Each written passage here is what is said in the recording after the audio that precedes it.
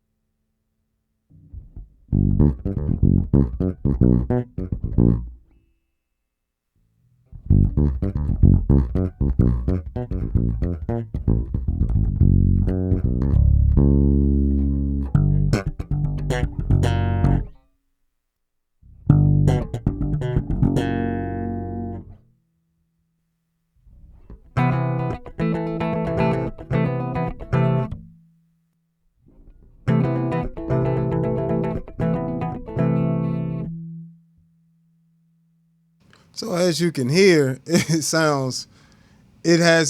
doesn't really, it has a nice analog warmness to it. Like it has a very nice warmness to it. Um, I know it's kind of designed after the Neve 1073 preamps. And I'm not saying it's necessarily that, but this is nothing to complain about. Like, this is an amazing preamp. Like, there's, like, even running mics and things through it. I don't have this mic running through it now, but usually I'm running my mics through it now, you know what I'm saying? But I needed it for the video for bass. So, but if you do want to use it with a dynamic mic, I noticed people were having a little issue. What I do is I turn the gain on high for the dynamic mics, and then I keep the step low, and I push the gain to where, you know, I say anywhere from 9 to 12 o'clock. And then the rest of it I do with the output volume.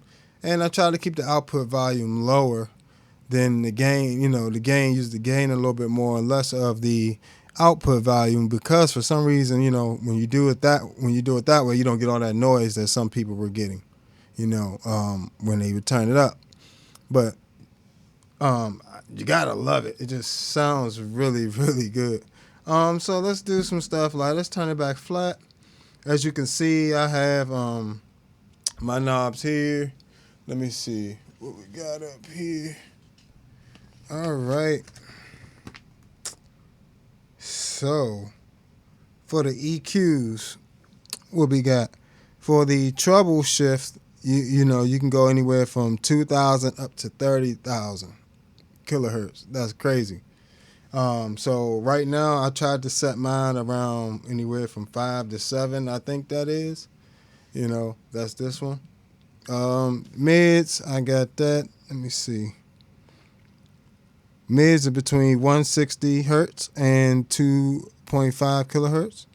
You know, and that's great, because you can around this area, 9 o'clock is going to be an area where you can, you know, typically cut on bass and it sounds good. So around 200 to 300 hertz around there.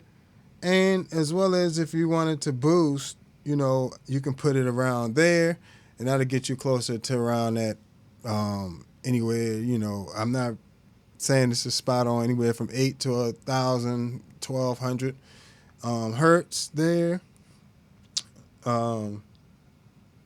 Then as well as the bass knob here goes from 20 to 400 hertz. So I typically like to boost around, I would have to say, man, that's got to be around, let's see, if all the way to the left is 20, that's probably like 20, 30, 40, 40-ish, 30, 40. Well, there's got to be around 30, 50, 40, 50, 60 maybe. I believe around this area is around 100, and then, you know, going all the way up would be 400. So you just kind of got guesstimate, but I like mine around 1100. Around 11 o'clock, if you're looking at an analog clock, if y'all still know what that looks like. But I also like to cut around there. But when you have these in the middle, the other cool thing is they bypass the EQ section. You know, I know some people were asking for a switch to bypass it, but you don't really need it. And the reason you don't need it is because it already has, you know, you put them in the middle and it bypasses the EQ, whichever, that knob individually, which is really cool. So I don't have to worry about the bass knob affecting, you know, say I'm using a microphone and I want to boost the mids or something, but I don't have to use all that tone stacking and EQing affecting the signal to get a boost on the mids, you know, so it essentially bypasses them in the middle, you know. But yeah, so here's what it sounds like flat.